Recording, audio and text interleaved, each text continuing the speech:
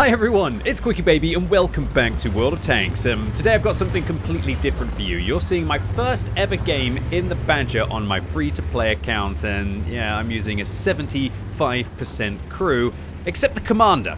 Now, the commander on this vehicle I decided to recruit because there's a lot of pressure on a commander, needing things like recon, needing things like repairs, maybe not so much concealment on this vehicle, but Eagle Eye also very useful.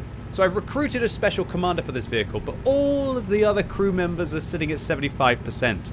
Now, today what I'm going to be doing is firstly showing you a little bit of a challenge with a 75% crew, no repairs, no nothing on all of the other crew members on this tank, but also giving you my tips, as if I didn't give you enough in my last crew training video, or my guide to crew in World of Tanks, as to how you can manage to deal with having those awful moments where you have to have a fresh crew on a vehicle. Because I'm never going to spend gold on crew, and honestly, spending gold on crew is one of the most stupid things you can do in World of Tanks. It's a complete waste of an important currency that usually costs you your hard-earned cash, right? I like to only ever buy a 75% crew for credits, even if I'm playing a brand new tank. And then what I'll do is I'll hold my B key in the battle and activate a crew booster. And I'll either use what do they have now? Just 200% and 300% crew boosters. And that can allow you to accelerate your progress quite quickly up.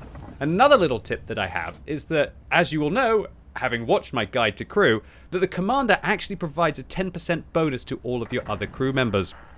And so if you have recruits from either events or from Twitch drops, or maybe you've got like Mila Jovovich just hanging around in your garage. That's kind of wishful thinking, but actually in World of Tanks it is a reality, right?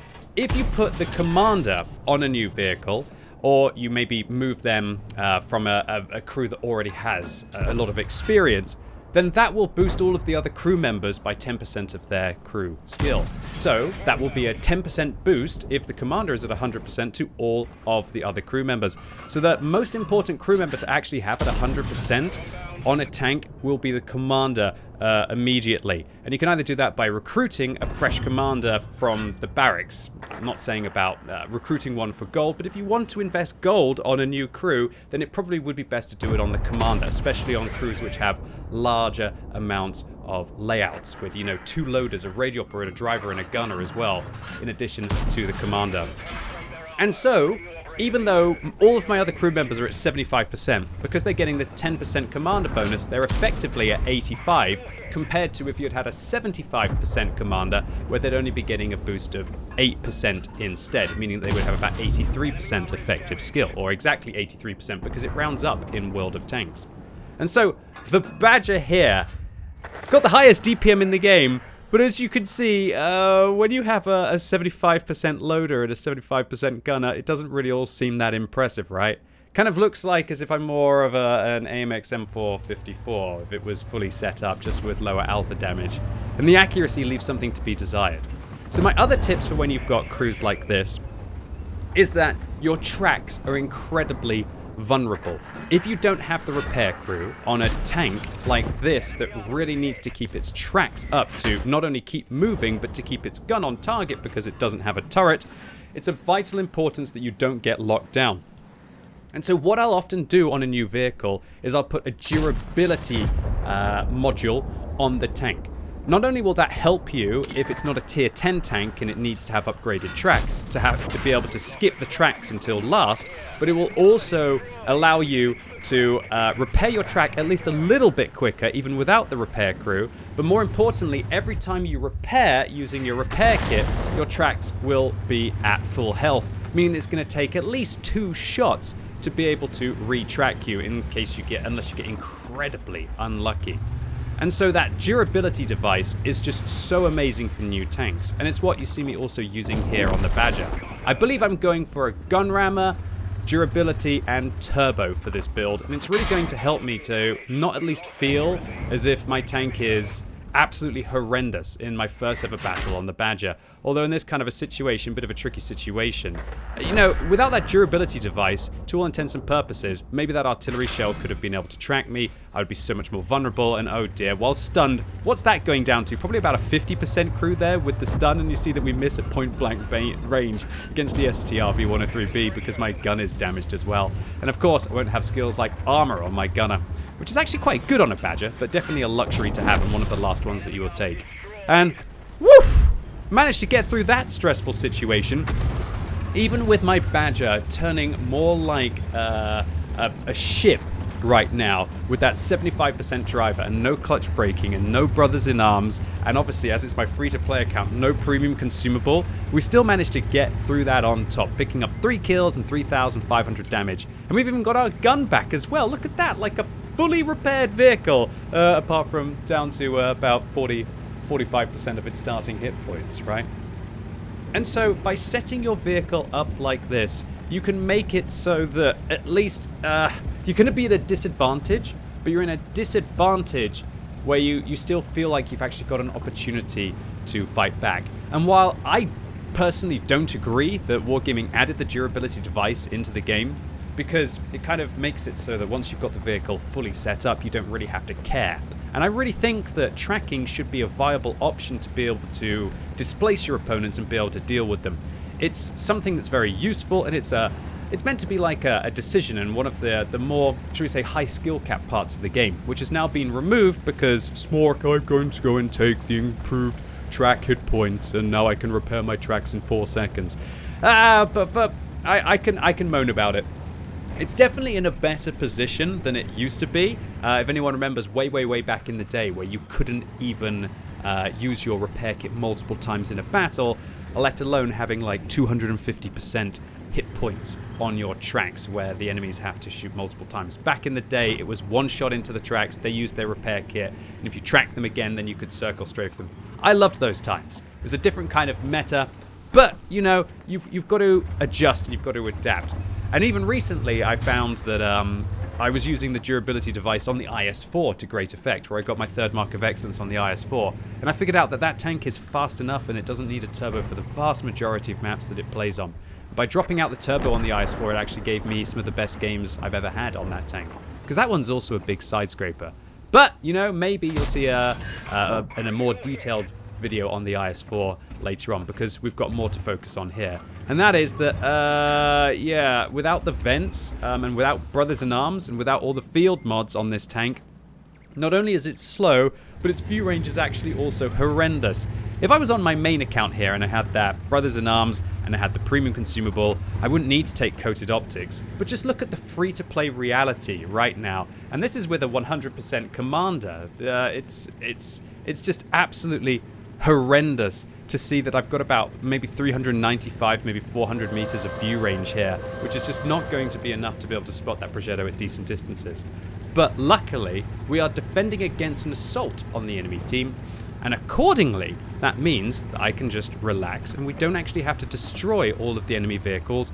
All we have to do is survive. And while my Badger might not be set up for the highest damage per minute here, it's still no slouch with regards to that. So I'm trying to figure out where that Progetto will be. It's almost like a needle in the haystack when there's a huge long line of hills that we can be able to engage up here.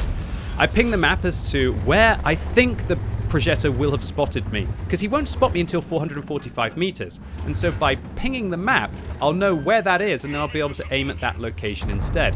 However, here comes an M46 Patton on full health, but luckily for me, it looks like that Patton is more of a Pershing with regards to their turret, and oh my lord, this 75% gunner is giving me an absolute headache right now. I asked the E3 for help, but I come around the corner, put one into the Patton, and all we got to do is survive for a minute here to be able to get through this stock 75% Badger. Oh, nice shot there, right onto the top of the Progetto, and unfortunately, while the E3 came to help me out, the Progetto 65 has managed to actually flank round us. Now, I don't want to allow this Patton to be able to get my friend. You can see he was trying to aim for the E3, so I'm going to tank the shot because I don't want the E3 to be overwhelmed right now, and I'm hoping that I can finish off the Patton, but I can't chase him. I've got to focus on that Conway. I give a big thank you to the E3 for dealing with the Progetto from behind, and now I get to focus up on the pattern, finishing them off, and I'm hoping that the E3 is going to help me against the Conway, and with 25 seconds left and an auto-loading Italian medium tank coming up behind me, all I need to do is finish this Conway, and I don't think it's actually the best idea to just turn around against the Progetto. Let's get into cover and get around, and oh, I was feeling pretty chipper in this scenario. You can see I even invited the E3 to a platoon. Whether they're going to accept it or not, remains to be seen. And unfortunately, the shell misses the tracks, but with 2 seconds left on the game, wham, bam, thank you, ma'am. 6,000 damage in a stock Badger. Well, when I say stock, it's not like there are any modules that you could upgrade on this tank, but a 75% crew and none of the field mods, while also still managing to frag a third of the enemy team. And this was down to being able to have a commander that would also help the rest of my crew. Obviously a favorable situation for the Badger where we get to defend against an assault so we don't have to worry about our mobility, in addition to the correct equipment for the job. On my main account, I hardly ever use a durability device on my Badger because I've got all of the field mods. I've got an excellent crew with full repairs.